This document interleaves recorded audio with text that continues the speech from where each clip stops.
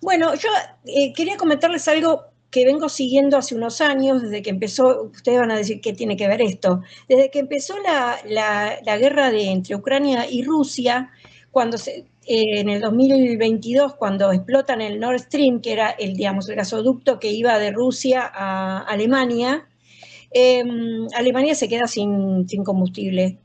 ¿Y por qué esto tiene que ver con el CAREM? Con el reactor mediano, el reactor nuclear modular que estaba haciendo Argentina.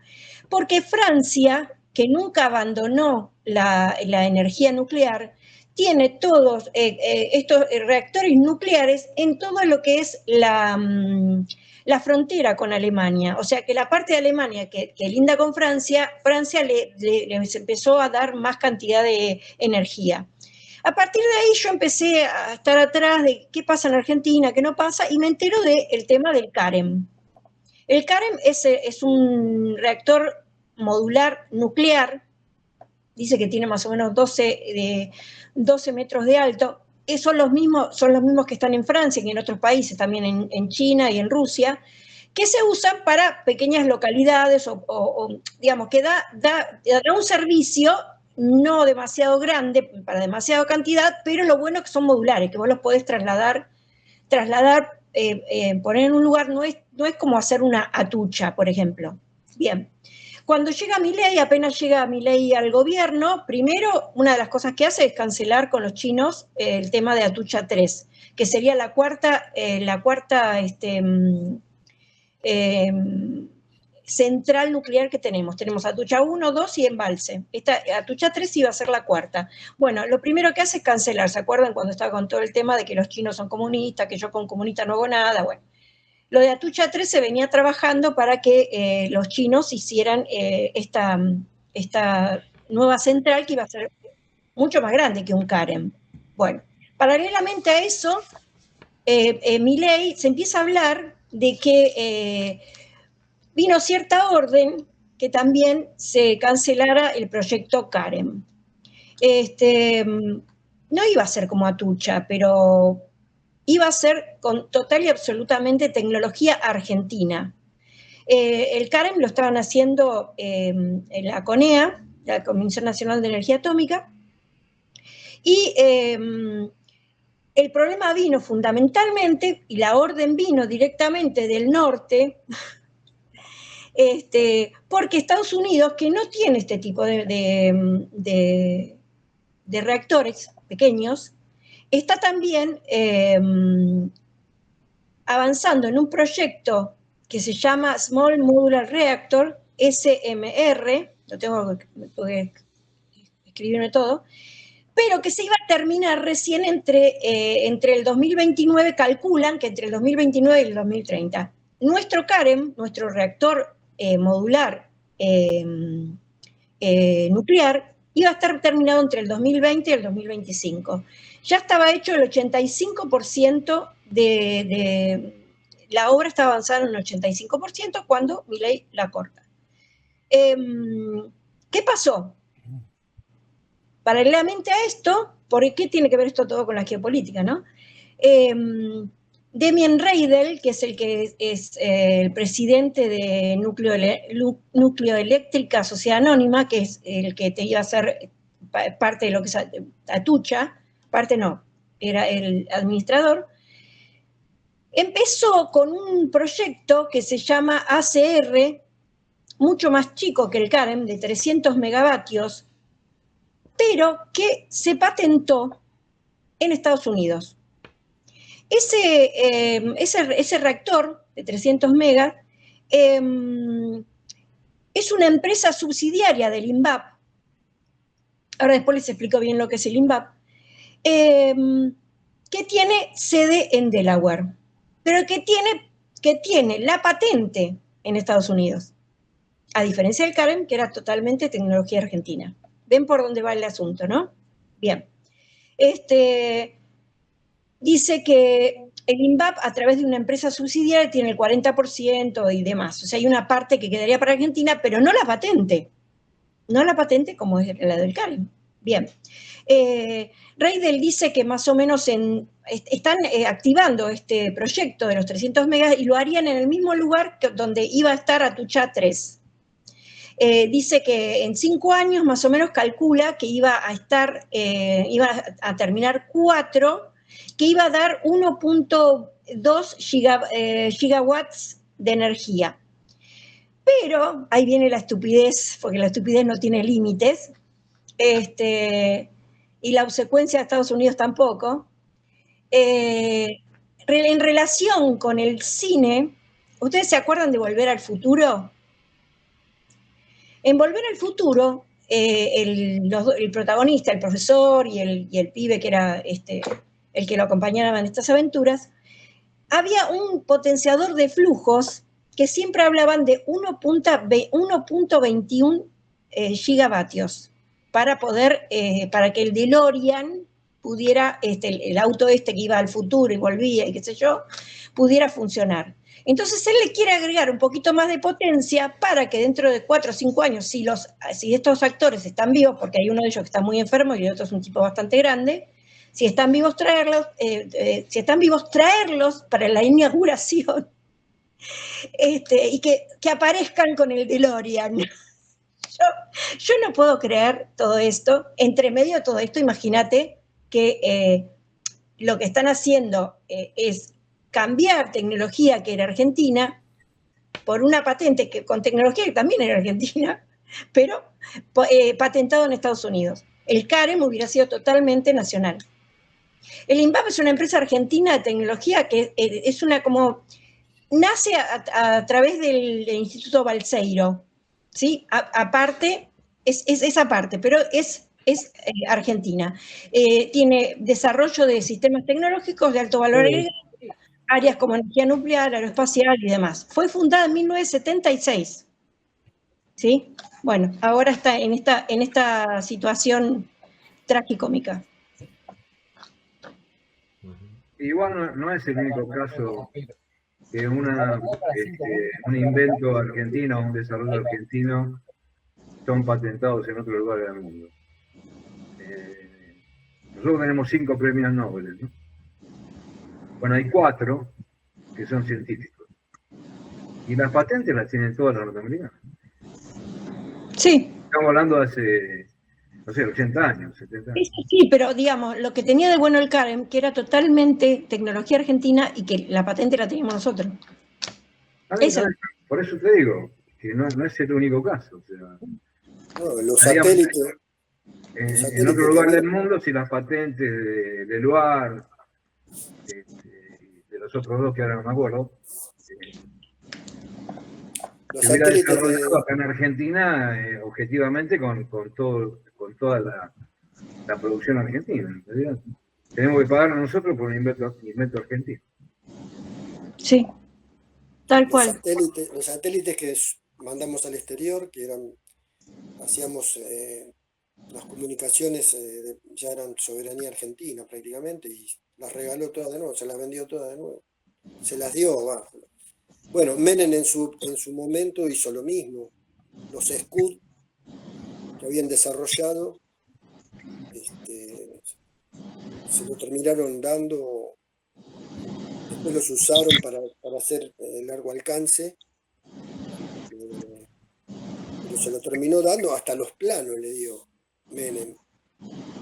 El Scud era un invento argentino, estaba desarrollado, todo, nada más que no tenía un alcance, no me acuerdo ahora si eran 2.000 kilómetros. ¿Estás hablando del proyecto Cóndor? Porque una de las cosas... el proyecto Cóndor... Hay un montón de proyectos. Lo tengo que estudiar. Lo tengo que estudiar bien, porque en realidad uno de los motivos por los cuales dicen que habían matado al hijo es porque él estaba, el hijo, junto con el hijo de Gaddafi, lo estaba haciendo con Libia, sí. Estaban desarrollando todo el tema de este misil Cóndor. Bueno, pero no lo sé, o sea, estoy capaz que hablando... Hay muchos motivos por los cuales pueden haber matado al hijo. Sí. Uno es ese, otro dicen que porque mandó 2 barcos, ¿te acordás en la guerra? En la guerra del Golfo. Habían mandado 2 barcos a favor de los Israel, no se la perdonaron. Sí. Bueno, hay una serie de mitos o de suposiciones por las cuales mataron al hijo. Bueno, ahora hay una Entre ellas denuncia, la ¿no? del tren. ¿Eh? Apareció una denuncia respecto a que habían hackeado los planos del Karen. El No sé Karen, si sí. se enteraron. Sí. En diciembre del 2024. Exactamente. No se hackean todo, ¿viste? Es demasiado. Sí, muchas coincidencias, ¿no? Sí. Muchos hackeos, porque la otra vez estaba escuchando de varias cosas que habían hackeado, varias cosas. Ahora no me acuerdo exactamente, pero lo del Karen fue en diciembre del 2024. Bueno, y la venta de armas también. Le terminamos mandando armas a Ecuador, o sea, Sí, cuando Perú nos había apoyado en la guerra de la Malvinas. sí. No, nos desaguisó. Después volaron Río Tercero a causa de eso. Iba a hacer lo del Walche. Hay un montón, ahora me estoy acordando, pero bueno. Los satélites que habían en la época de Cristina se habían mandado a la órbita, nos permitían a independizarnos un poco de la esclavitud que nos proponían los yanquis, ¿no? Era una locura, porque, por ejemplo, para hacer para mandar mensajes, o no sé cómo, no soy un técnico en eso, pero las señales tenían que ir a Estados Unidos y volver. Cuando con los satélites propios, directamente. Bueno, como era Internet en un principio era vía satélite. Y de hecho... Bueno, ahora hay vía satélite, lo que pasa es que es carísima. O sea, no, pero el satélite hay en muy pocos lugares del mundo. Está bien, ahora no sé cómo es el proyecto de este tipo ay, ¿cómo se llama este que estuvo? De Elon Musk. No sé bien cómo es. Acá hay satélite. Lo que pasa es que te cobran una fortuna, o sea, sale como 50 lucas por mes o más. Y ahora bajó porque estoy leyendo que está 32.000 pesos. Ahora bajó. Sí, lo que pasa es que inicialmente tenés que pagar como 300 o 400 mil pesos en la conexión inicial, digamos. Sí, bueno, pero yo tengo claro y pago casi 50 lucas por el Wi-Fi y el celular. No, yo pago menos. Yo tengo claro y pago, no llego a 20 lucas. Yo tengo claro desde el año 2012, que era Telmex. Y entre las dos cosas ahora llegué a un arreglo porque cambié a la empresa Claro, tenía personal, y entre las dos cosas pago 22.000 pesos. No, yo no llego ni a eso, sí, no sé ahora, pero no. Bueno, para cerrar el tema de Internet. Internet en un principio era todo vía satélite. Después se empezaron a hacer lo que se llama el cableado submarino en la década del 80. Y solamente en lugares muy alejados, en islas remotas y demás, se tiene vía satélite. Pero es mucho más lento, porque llegar tiene que ir 32.000 kilómetros para arriba, 32.000 kilómetros para abajo. O sea... No es más lento, ¿no? O sea, yo estuve averiguando porque los satélites para zonas rurales te conviene tener vía satélite. No, mentira. Lo que pasa es que yo, por ejemplo, ¿qué estoy haciendo? Cada vez que me voy de acá, tengo que dar de baja internet de acá de Lanús y me voy a la costa, tengo que contratar la costa y así estoy. Ya hace como 5 años que estoy dando de baja, dando de alta, dando de baja. Entonces un día dije, empecé a ver, y acá hay una vía satélite, que ya entró en el país hace ya 1 o 2 años. Sí. Y ahora está bastante más barato que lo que era al principio. Igual, lo que pasa es que te matan con la primera conexión. Así que nosotros rápidamente tuvimos una marina mercante después por mes, ¿qué pasó? como decís vos, por ahí bajó a 30 y pico de mil. Bueno, tomó inmediatamente no se compara porque yo pago, ya te digo, celular. Entonces él estudió un plan. El Wi-Fi no llegó a 20.000 pesos, menos, bastante menos. Sí, yo se la peleé porque yo, imagínate que desde enero del 2002 yo tuve fibra óptica antes de Fibertel, porque justo Telmex tomaba ciertas zonas, y bueno, esta zona de caseros tenía Telmex, y yo lo tomé en ese momento, fue una de las, o sea, antes, ya te digo, antes que Fibertel tuve fibra óptica. Y se la peleé y dije, escúchame, Año 2012 que soy clienta. Y como yo ahora me pasé a Claro, me hicieron todo un combo, más o menos entre las dos cosas, entre el celular y internet pago 21.800, una cosa así. Yo hablé inmediatamente con Alberto Internet Obrero, 14.000, algo así. Lo demás es con la República Es un Argentina, tema el de y las le dije, "Vea, don Alberto, telecomunicaciones, porque es en una la vergüenza Argentina, cuando uno se si adentra en todos transportamos en estos barcos, temas. completar te unas das cuenta de los 120, esclavos que somos, 130 o sea, mil toneladas. Sí, yo no tengo La cable. carne a la 200 años dependencia de hace muchos tonelada, años. cuando en Tengo Chicago televisión valía digital 70. abierta, La carne a espero que siga 250 teniendo por lo saca menos. mucha producción. Tengo la antenita, todo, me compré la antena en la época de la pandemia. Bueno, no pierdo más tiempo si alguien más tiene que hablar porque ya está lo mío. Quería decir un montón de cosas también de lo que está pasando, perdón, agrego esto, lo de Netanyahu, la posible visita de Netanyahu, una vergüenza realmente, recibir a un genocida, una vergüenza. Y después, todo este tema... Sí, pero estamos recibiendo permanentemente a otros genocidas que son norteamericanos. Ah, sí, vino esta semana Aunque hoy Trump, públicamente, sí, habló de la detención de los chicos en Gaza. sí, pero ajo y agua, que se jodan. Está bien, bueno, pero que Trump salga, digo, no debe ser fácil lo de Trump. No, está bien porque no es fácil, porque mucho de parte de los sionistas pusieron mucha plata para la campaña, entonces no se puede echar en contra de Israel. Ese es el tema. Mucho chamullo. El poder no lo tienen los gobiernos. Lamentablemente es así, lo tienen los hombres más poderosos del mundo. Esa es la cuestión. Ahí estamos. Igual no se sabe si va a venir Netanyahu porque tienen que atravesar espacios aéreos como Brasil, o hacer escala, y no puede hacer escala porque lo guardan. ¿Se acuerdan que cuando él vino dijo que cuando fue Milei allá que iba a hacer que la empresa israelí iba a hacer un viaje directo de Tel Aviv, Buenos Aires, una de las cosas que firmó en el memorándum? Así puede ser que venga, pero igual supongo que se tienen que reabastecer, no creo que hagan de una, no sé. No, Bueno. acá hay directos a Estambul. Un avión grande llega. Sí, la única manera, sí, de ir directo. Pero Claro. bueno, ¿quién sabe si tenemos la suerte de que los musulmanes por ahí Le tiren por ahí. matamos dos pájaros de un tiro por ahí. Qué sé yo, no sé.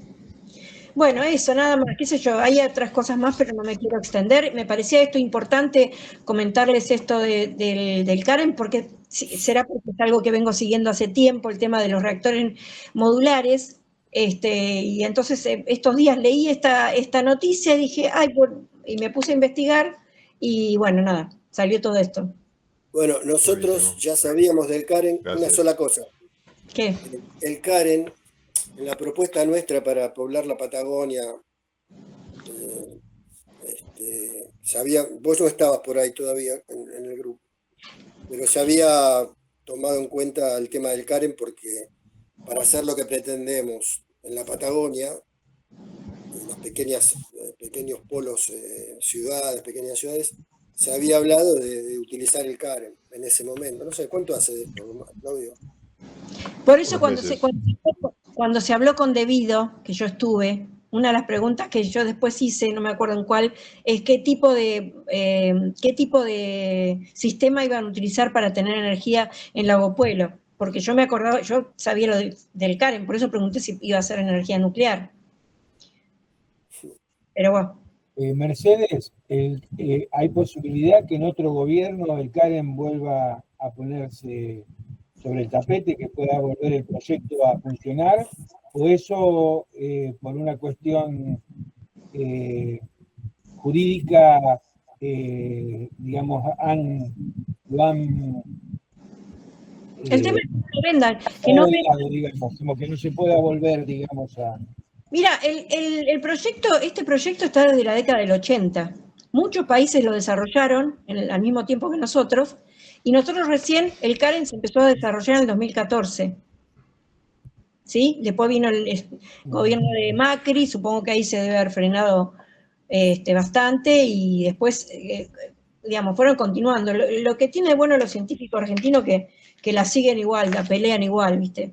Yo estoy muy, muy amargada con todo este tema porque uno de mis sobrinos ahora se fue por 3 años a Marruecos, todo lo que estudió, el tipo mi sobrino es ingeniero agrónomo, pero además hizo máster y doctorado en Brasil. Es doctor en ingeniería agronómica. Y se fue a Marruecos porque acá no le daban posibilidad de nada, y se fue allá con un muy buen cargo. Y esto pasa también con los diferentes científicos. Cuento esto personal porque digo, toda esta gente ahora se paró todo esto. ¿Dónde van a terminar? ¿Se van a quedar acá? No, se está yendo un montón de gente. Entonces sí, capaz que se puede reactivar, pero qué sé yo. No, si vendés la patente, chao, olvídate. Eso No, no se el CAREN por ahora no la vendieron, pero por ahora. por ahora. Pero si las entregás, las cosas como se entregaron unos scouts con plano y todo, no, chao, olvídate, ¿no? Yo no sé. Yo estoy muy, muy triste en lo familiar. Fue todo un shock todo este tema, porque nosotros estamos acostumbrados, mi hermana y mi cuñado han viajado por todo el mundo. Mi cuñado también es científico, es investigador, y la hemos sufrido en otra época que no había, digamos, la tecnología de las comunicaciones que hay ahora, pero es muy lejos, ¿viste? Siempre es lejos, no es lo mismo que estar acá dentro del país, y bueno, es como que para todos es difícil, porque se rompe la familia, ¿viste? Es como que... Y esto le debe estar pasando a mucha gente se está yendo. Entonces, Bueno, se podría hacer, pero en otro tipo de gobierno. ¿Y qué quiere que este Reidel dice que en 5 años va a estar este otro, el de 300 megavatios? ¿Qué quiere decir? Que ya piensa que Milei va a seguir. Porque no te olvides que también el tema de las melas, que no quise tocarlo porque ya se me hacía muy largo, el tipo viene acá para ir a hablar con cada gobernador, y no te olvides que el INVAP es parte de la provincia de Río Negro. Entonces, viene a hablar con los gobernadores, como si fuera, no sé, el cónsul, el virrey, no sé cómo ponerle. Hablando de un federalismo, que el problema de los argentinos es que las provincias son federales, cuando en Estados Unidos los estados son federales. Y que ese es el gran problema de los argentinos, que son federales. Entonces, que él tiene que ir a hablar con cada gobernador. Entonces, ¿qué sé yo qué va a hacer? O sea, la injerencia de Estados Unidos es increíble. O sea, pero esto no viene de ahora, obviamente. Injerencia de Estados Unidos, de otros países, vieron lo que conté, lo de Micorol. No Esto tiene... viene desde 1976. Sí. Es tal cual. Lleno el Estado argentino, en todos los gobiernos que vinieron después del 76, de personajes, sobre todo del mundo financiero, que siempre tuvieron cargos en la administración de los En gobiernos. ese acuerdo de gabinete ya llegamos Así con que todo lo el tenemos tema adentro. resuelto. Este es el tema. Bueno, lo que yo comentaba la otra vez, que la parte financiera, si no se cambia la ley financiera que impuso Martínez de Oz, seguimos en la misma. Sí, pero es no solamente la ley de entidades financieras, digo, sí, de este aspecto. Hay 476 leyes que se dictaron desde la dictadura para acá, que siguen incólumes, nadie las tocó. Porque nosotros Y a estudiamos eso la sumarle forma la en guerra que de Malvinas. íbamos a evitar que nos ¿Y sí? hicieran pagar O sea, es una la sucesión Segunda Guerra de Mundial, cuestiones nos empezarían a que pagar con venimos bienes de llevando capital, desde hace mucho tiempo.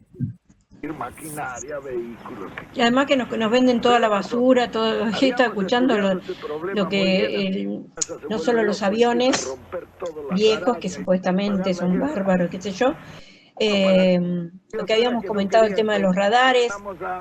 a casi la Y mitad. ahora se hizo otra compra. Petri compró también todo rezago de guerra. No me acuerdo qué es exactamente lo que se compró, pero estaba Petri con el yanqui este.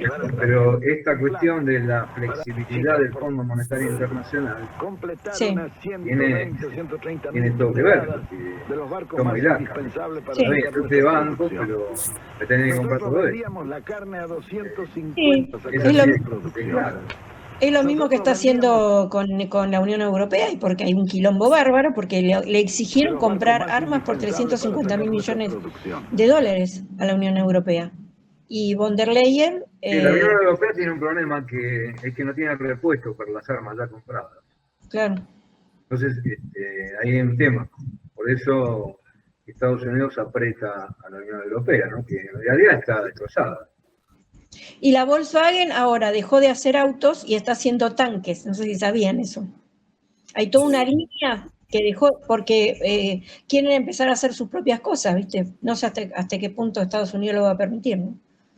Hacer el bien, no, hacer tanques. Claro. Y nosotros... Yo estuve en Alemania y pasé con el tren bala, pasé por todo lo que es la fábrica Volkswagen. Con el tren bala, que va a una velocidad muy grande. Nunca terminaba Terminaba la fábrica. No. 10 minutos arriba del tren bala, todo era la fábrica de Volkswagen. Así que imagínate, si no se reconvierte en algo. Nosotros no solo compramos cosas viejas que inclusive no están, las entregan en cuentagotas según lo que vamos a pagar. Bueno, es un desastre, un tema ese. Sino que aparte que cuando poseemos estas cosas ya viejas, no las podemos artillar. O sea que en caso de conflicto vamos a tener los F-16, ya son viejos, pero no tenemos el porque de Inglaterra, no los podemos artillar. Igual el nivel, me parece, tecnológico del armamentismo hoy superó todo eso. Sí, pero la diferencia es que Es el engaño pichán, ¿viste? De como decirte, bueno, sí, está bien. Los rusos con los misiles y con todo el armamentismo que hay, digo, Irán traspasó el escudo que tenía Israel. Claro. Así que imagínate que un tanque, aparte los tanques me parece que son peligrosos, porque digo, en la guerra de Ucrania se cansaron de romper tanques, ¿viste? Con productos tecnológicos nuevos. Ahí ensayan toda esa tecnología, ¿no? Es decir, esta cuestión terrestre, qué sé yo. Obviamente que la guerra son drones ahora, una guerra de drones. Sí. Sí, pero sin infantería no gana la guerra. Claro, porque porque la eliminan en 2 minutos. Ese es el problema. O sea, y con armas, digamos, más o menos, no demasiado... Tenés que ocupar, tenés que poner el pie. Si no, no puedes ganar la guerra. Claro. Bueno, compañeros, tratamos de... Ahí está, con drones que Santiago, valen miles de dólares, destruyeron tanques que valen millones. No sé qué le pasa, está mudo, Santiago. El mudo le vamos a poner. ¿Estás ahí? ¿Te dice Santiago? ¿Tenés el micrófono? Sí, ¿cómo andan? ¿Todo bien? ¿Qué tal? ¿Cómo andas? Buenas noches. Acá llegando. Decías algo de los drones, sí, que destruyeron tanques carísimos con pequeños drones. Sí, ese fue uno de los grandes cambios que se dio con la guerra, pero bueno, esto ya es noticia vieja, pero realmente da para pensar porque, a ver, también hay un negocio, siempre lo hubo, ¿no? Vos por ahí tenías países, por ejemplo, Pakistán, países de mucha pobreza y poca inversión en desarrollo humano, ¿no? Incluso que llegaban a ser potencias por ahí regionales, pero que tenían una gran inversión militar. Y de alguna manera, la inversión militar tiene que ser quirúrgica, porque estamos hablando de inversiones de miles de millones de dólares, y vos armarte mal afecta tu presupuesto. Incluso muchas veces estaba la idea de dar créditos a los justamente países que se endeudaban con créditos para inversión militar. Es una forma también de limitarte tu potencialidad de desarrollo. Eso lo leí por primera vez de unos marxistas indios y así asiáticos que me llamó la atención y me dejó pensando. Pero está muy bueno. Pero una pregunta, Pakistán, atrás de la bomba, de las bombas nucleares, las ojivas, todo lo que tiene Pakistán nuclear, ¿no está China atrás de eso? Está atrás de todo. Probablemente. Lo que pasa es que es como Pakistán es el más turco de los países asiáticos, me parece. Porque vieron que los turcos no saben si están con los rusos, si están con la OTAN. Así se juega. Los turcos son así, están, ¿viste? Bueno, igual el odio ancestral es con India, Pakistán con India. Y sí, porque esos son siempre los resabios de los ingleses que marcaron así esta raya de acá para acá, marcaron cómo tenía que quedar ese es el problema. Mezclaron etnias, separaron etnias, entonces hay que irse mucho más atrás en la historia. Fíjate vos que las broncas existen. Las inversiones son saudíes y las escuelas de formación están en Pakistán. Vieron, los talibanes son más o menos una etnia común, pero Pakistán no lo atacaron, ¿no? Cerraron el conflicto en Afganistán, Irak, pero estas escuelas filosóficas del islamismo extremo que están en Pakistán no fueron afectadas. Yo la verdad que siempre que hablan de lo extremo siempre de los árabes, la verdad que lo hablamos desde el punto de vista muy occidental, porque siempre nos metieron tanto que los árabes son todos talibanes, que son malos, que son esto, que son, o sea, que los árabes y los persas, porque también lo dicen de los iraníes. Y la verdad que yo conozco un montón de iraníes, he estado en una mezquita iraní, en una charla, conozco al imán, o sea, nada, ¿viste? Es como que hay toda una cuestión que nos metieron desde todas las películas yanqui que vemos, es lo mismo que el odio a los rusos acá, también. Y bueno, el terrorismo de Estado es de esos países. Sí, entonces es como que, ¿viste? Es otra cultura. El terrorismo se encargó de transmitir esa idea. Es otra cultura. Ni mejor ni peor que la nuestra. Lo que pasa es que ahí en esa zona me parece que hay 3 o 4 países. A ver, Arabia Saudita, Irán. No, y los iraníes no son árabes. ¿Y Turquía? No son árabes. Digo, que eso sería, en el mundo asiático, los países que se disputan la representación del Islam. Diría que sí son esos 3 países. Por ahí puede intervenir a veces Egipto, pero los proyectos son muy distintos unos de los otros y también hay una idea de una estrategia de financiar grupos para que sean utilizados como Estado, como herramientas, como grupos proxy, ya ni siquiera como Estado. Por ejemplo, Hamas no tiene ahora tiene más una vinculación con Irán porque todos tienen que defender a Palestina de alguna manera, por lo menos los que puedan dar la cara, pero tradicionalmente han sido, como Al-Qaeda, grupos que son arrojados para cumplir o para debilitar o para generar una tensión o una situación que favorezca a algún Estado. No tiene que ver con un fin político en específico. Y sí, son muy distintos. Por ejemplo, Irán tiene una tolerancia religiosa importante, hay grupos judíos y cristianos, pero fíjate que vos que en Arabia Saudita no. En Arabia Saudita creo que está prohibido. Por lo menos para los locales no puede predicar otro camino. Irán es una sociedad mucho más abierta. No tiene nada que ver con los árabes. O sea, sí comparten el tema de que unos son chiitas, otros son sunitas, bueno, todo ese tema de la diferencia entre la religión del Islam, ¿no? Que es una disputa histórica en realidad. Que quién era descendiente de quién, bueno, no me acuerdo bien cómo era la historia, ¿no?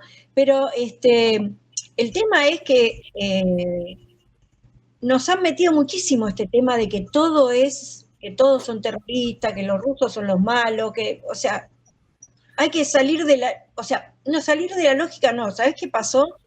Yo pienso que en muchas cosas con respecto a Rusia y con respecto a todas estas, a Hamas, ISIS y demás, Hamas fue financiado por Israel para estar en contra de Arafat, que era, ¿cómo era la Arafat? No me acuerdo cómo se llamaba. Yasser. No, pero ¿cómo se llamaba para la liberación de Palestina? No me acuerdo cómo se llamaba La OLP. OLP. OLP. Para Organización Libre del Pueblo. Era. Claro. Organización para la Liberación de La Palestina. Liberación de la Palestina. Y jamás fue pagado por Israel, y dicho por ellos mismos. Bueno, con el tema de Al Qaeda pasó lo mismo. Al Qaeda, ¿dónde estudió Bin Laden? En Londres estudió. Culturalmente me hace acordar a la Agente 86, ¿se acuerdan? Claro. Caos y control. Digo, esos son los instrumentos de lo que se valieron desde la comunicación, claro, para que internalicemos toda esta historia de quién es caos y quién es control, digamos, ¿no?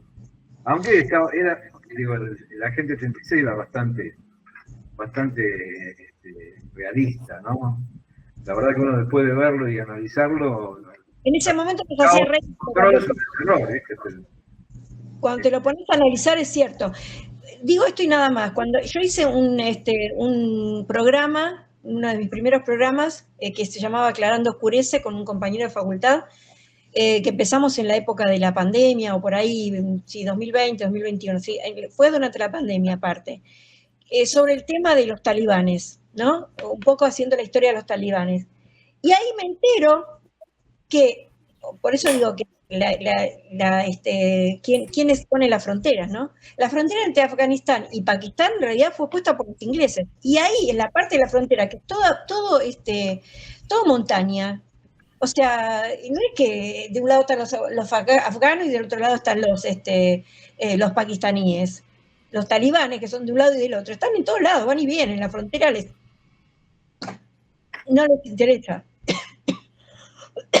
Y como eso pasó un montón de cosas. Bueno, ayer estaba escuchando la historia de Corea, de la guerra de Corea. Siempre metido el imperialismo. Es histórico.